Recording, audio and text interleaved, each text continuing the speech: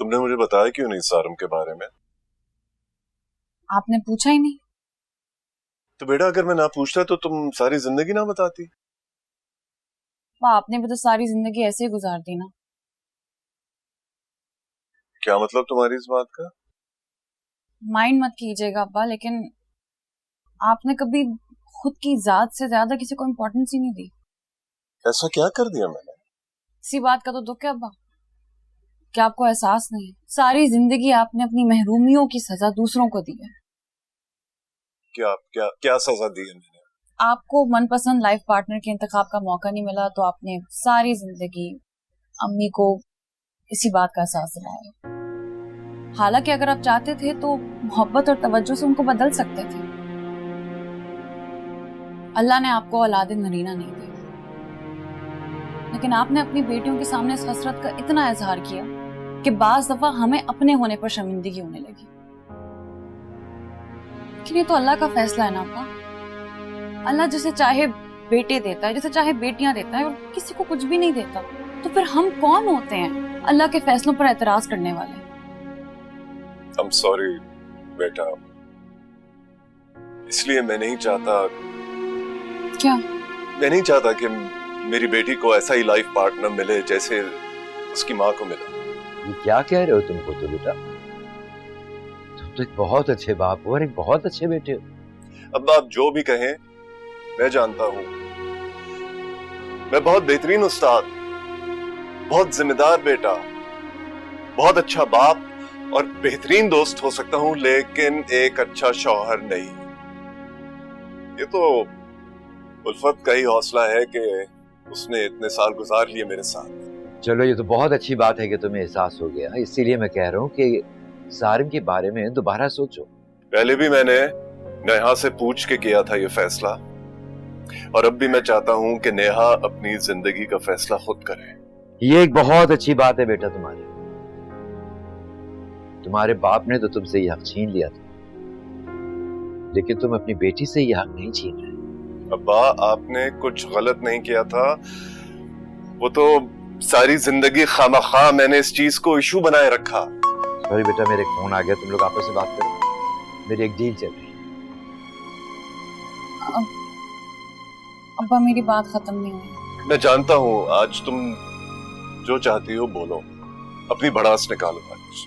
देखो बेटा, मुझे तुम्हारे सर का नहीं पता, लेकिन सुल्तान अपनी औलाद के लिए किसी चट्टान से भी टकरा सकता है। हाँ, वो मान जाएंगे ना?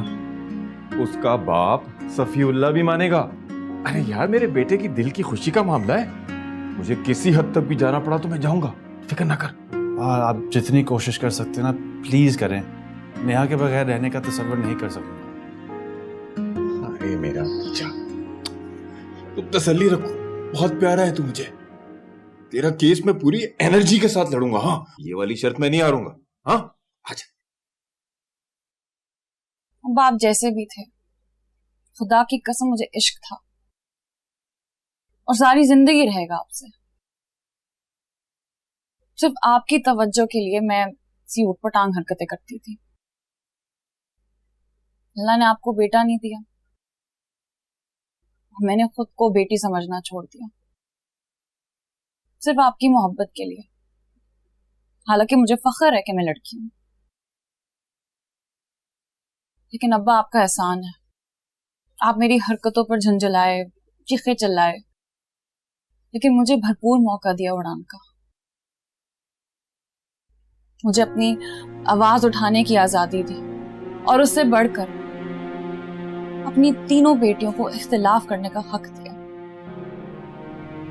नहीं बेटा, मैंने कुछ भी नहीं किया तुम लोगों के लिए, जो कुछ भी किया तुम्हारे दादू ने किया। अगर आप चाहते तो आप सख्ती से उन्हें रोक सकते थे। यही तो सख्ती मैं नहीं करना चाहता था जो मेरे अब्बा ने की, और इसमें इनका कोई कसूर नहीं था। शायद इकलौती औलाद के वालिदैन इतने ही सेंसिटिव होते हैं, वो तो मैं ही नहीं समझ पाया ये बात। वह आप बेस्ट फादर थे कसम से, कि ना वो चमचा बीच में ना आता ना।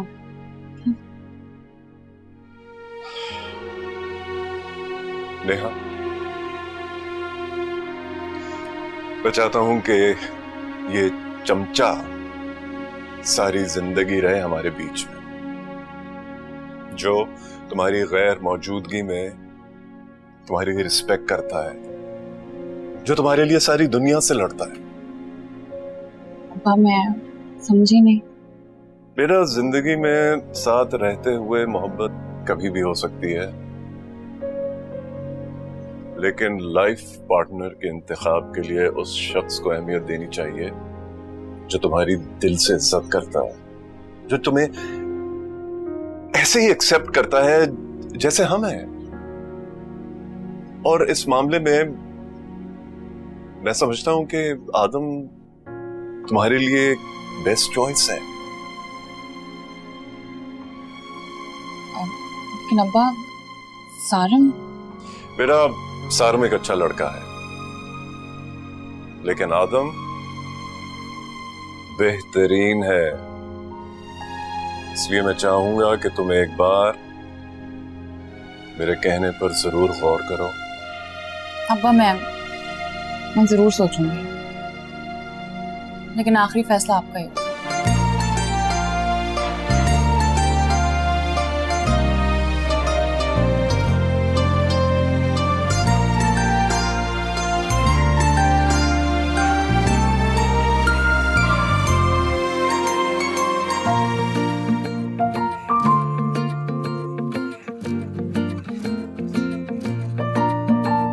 मैं नहीं देख सकता ऐसा सलूक तुम्हारे साथ कोई करे ना, मैं तो मुंह तोड़ देता।